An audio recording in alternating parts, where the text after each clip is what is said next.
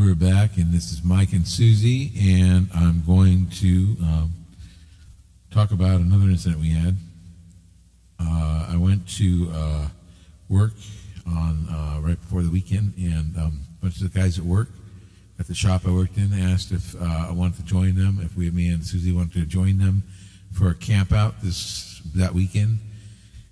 And so I went home and asked Susie if she wanted to go camping, and well, what was your opinion on it, Susie? Well, I really like camping and stuff, so we decided to go. I told him yes. And that's what we did. We went to the store on our way up, got our daughter together, went to the store, picked up goodies, picked up some deli sandwiches, and arrived at the river. Kids sat around the fire and made s'mores and Hershey's and whatever. Then, as they all started turning in, the children went first, and we talked around the campfire, the adults, and the adults started turning in. And I was one of the last ones to turn in, of course.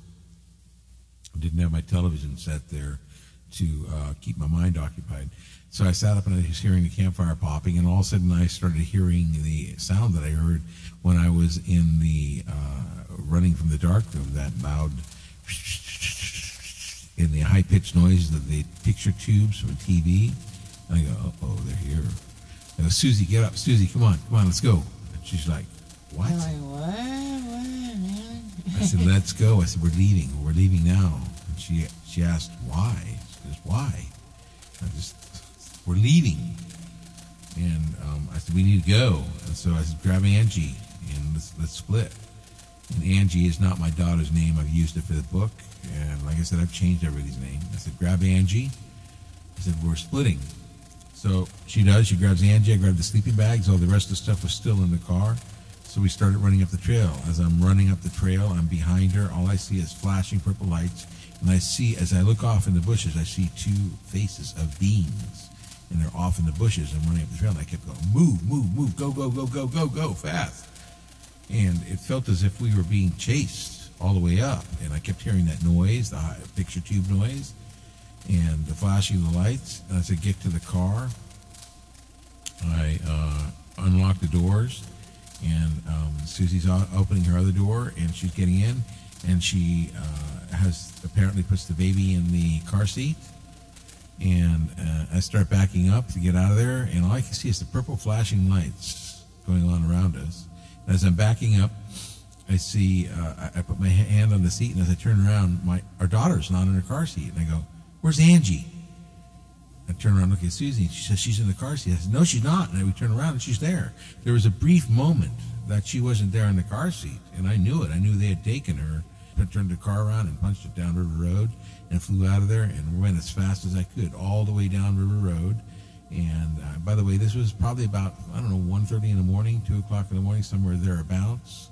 As soon as I left Waller Bridge and I was heading down the River Road, I looked up behind me and I could see a white orb in the sky, and it's like following the car.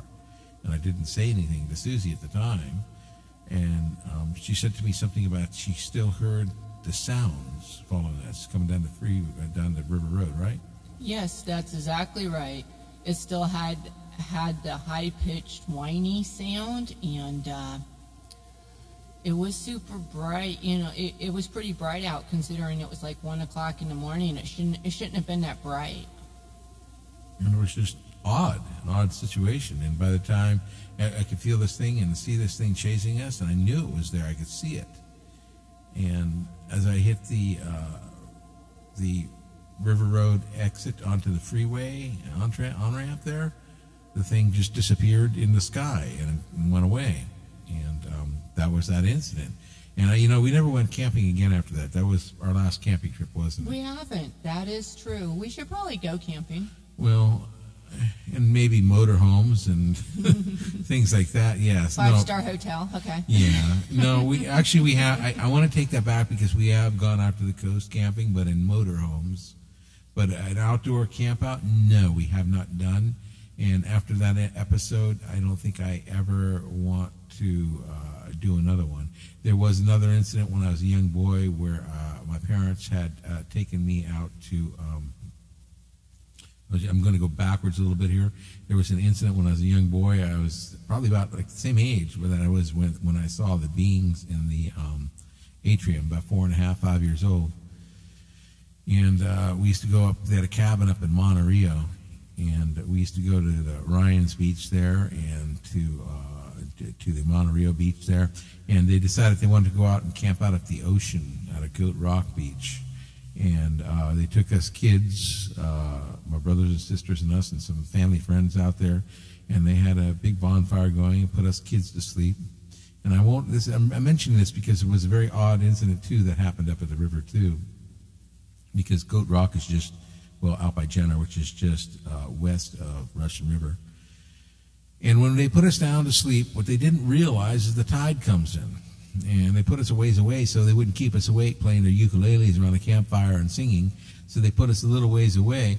Well, they were awoken, and I wasn't even aware this happened. But from what I understand is they were awoken to my brothers and sisters running up, and I was no longer there. My sleeping bag had been swept out into the ocean, and the tide had come in, and the other kids were all soaking wet, and Mom and Dad were apparently freaking out, searching everywhere in the water trying to find me, and finally the family friend went out in the ocean in the pitch black wee hours of the morning and wound up going out quite a ways, about 35 feet, from what I understand, 35 feet, and found me floating on top of the water in my sleeping bag.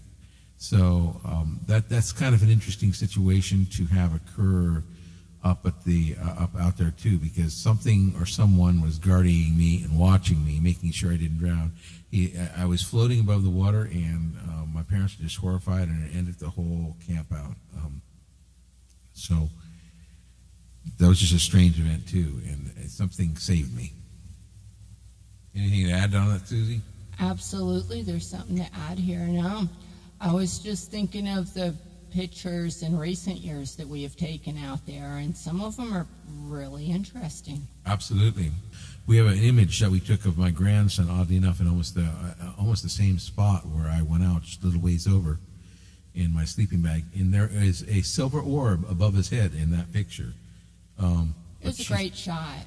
It really is. It's very spectacular with the waves, and you can see the waves over his head as he's running there just as a free spirit with his arms out. It's just an incredible shot with that orb right above him out there, and you can see it. But a very interesting thing. Another incident happened very shortly thereafter. Waller Bridge was shortly thereafter. I was going to work, and like I said, there was quite a walk from my cottage down to the parking lot where we lived out on that farm in Petaluma. And I used to have to be to work very early in the morning. I had to be there by 6, so it was a 45-minute drive. So I'd leave at 5 in the morning to go to work. I was getting up pretty early, and anyway, they gave me about a 40-minute drive. Give me 45 minutes. Gives me 15 minutes. Back then, I used to smoke a cigarette. I smoked a cigarette or two before I went to work. Have a cup of coffee. So I'm leaving the ranch, the house, the cottage, and I walk through the field at that time of the morning. It's pitch black, and I get down to the parking lot, and I have my cup of coffee in my hand. I put it on the roof, and as I go to unlock my car door, I'm standing there, and I reach up and grab my coffee, and as I reach up, I see coming from the east to the west, it's a huge, gigantic triangle craft. I mean, it was moving very slowly and silently. It didn't make a sound.